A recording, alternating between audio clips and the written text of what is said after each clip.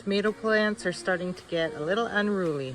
So I'm just going to show you a quick way to prune your tomato plants, keep them healthy and productive, and get you some good fruit before the season's end. So first off, I plant my tomatoes every square foot. And by doing that, I have to make sure that I keep my plants skinny and tall. So there's two things that I do to keep my plants producing really well. I remove any branches lower than the first fruit so that I can keep some good airflow in here. And I also remove all of my suckers, which are the little pieces that grow off in between these elbows.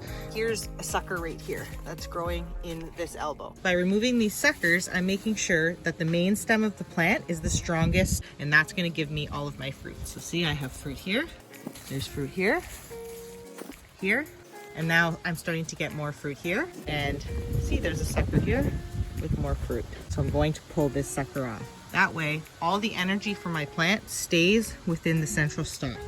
If I was to leave my suckers, so let's say I left 1, 2, 3, 4, 5, 6, 7, 8, 9 suckers on this plant, then every single one of these little suckers would grow into a shoot like this with flowers on it. So all of those suckers have the potential to give you more fruit, but if there's 10 of them, the plant is sharing its energy 10 ways. So what happens is your plant ends up putting out lots and lots and lots of flowers, but nothing is actually going to fruit. And because my growing season is short, I want to make sure that I'm getting fruit before the frost. So if you haven't already, remove your suckers, no matter how big they are, even if they have flowers on them and small fruit, because that'll give your main stalk of your plant more energy to produce some fruit.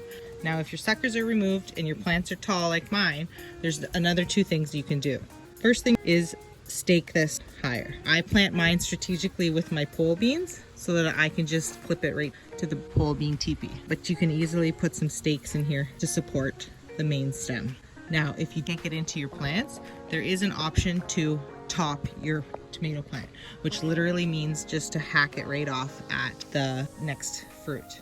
So now the plant can't grow any taller, and because I don't have any suckers, it also won't grow any wider, but any fruit that's on it will continue to grow and ripen on the vine.